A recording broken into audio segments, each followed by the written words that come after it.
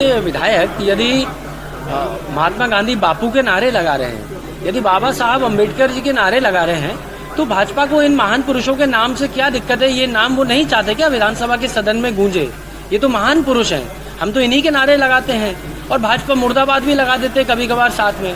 तो पहले तो मेरा कहना यह है माननीय अध्यक्ष महोदय से कि ये जो तुगलकी आदेश जारी किया है पीएस के हस्ताक्षर से, इसको वापस लिया जाए, क्योंकि ऐसे आदेशों से आप हमारे जबान नहीं सिल सकते, ना हमारे होठ सिल सकते हैं। नारे लगाना हमारा लोकतांत्रिक अधिकार है और जो मीडिया की स्वतंत्रता पर भी प्रहार किया गया है कि मीडिया भी बाइट नहीं ले सकती, तो मैं तो आग्रह करता हूं कि आप पूरी विधानसभा की कार्यवाही को लाइव कर दीजिए, तो फिर ये नारेबाजी खत्म। जो लाइव हमारी बातें होंगी वो मीडिया भी सुनेगी और जनता भी देखेगी, तो फिर नारेबाजी का औचित्य खत्म हो जाए। लेकिन आप विधानसभा के अंदर झूठे तथ्य दें, कार्यवाही बाहर दिखाएंगे नहीं और हम दिखा नहीं सकते, तो मैं तो समझता हूँ इस आदेश का तो हम कभी भी स्वागत नहीं करेंगे।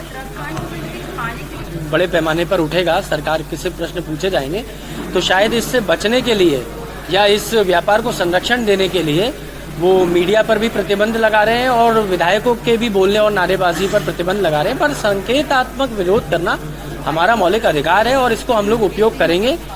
अध्यक्ष जी को पुनर्विचार करना चाहिए, मैं उनको पत्र लिखकर और फोन पे बात करके इसमें आग्रह करूंगा।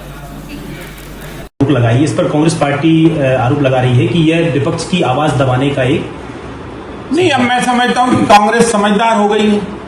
अब तो बाबा साहब अम्बेडकर का संविधान लेकर पूरी कांग्रेस सड़कों पे घूम रही है। तो हाँ, अगर आप वहां नारेबाजी करोगे तो संविधान कौन पढ़ेगा? अब आप बाबा साहब अम्बेडकर की संविधान की धाराओं के तहत चर्चा करिए, नारेबाजी मत करिए।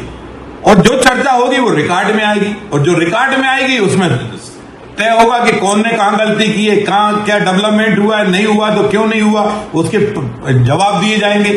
सरकार जवाब देने के लिए तैयार है। आप करो मुर्दाबाद हू हा, इसके लिए नहीं है साहब। लाखों रुपए करोड़ों रुपए मध्य प्रदेश जनता के खर्च होते हैं। आप मध्य प्रदेश की विधानसभा के अंदर आओ, बिंदुवार सब्जेक्ट टू सब्जेक्ट पर चर्चा करो।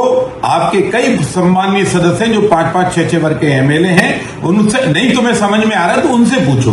अपने वरिष्ठों से पूछने में क्या परेशानी? जल्दीबाजी में केवल मुर्दाबाद का नारा लगाओ और आसंदी के सामने कूद जाओ, वो मलयुद्ध का नहीं है। और मलयुद्ध करना है तो रोशनपुरा का मैदान, दशहरा मैदान खाली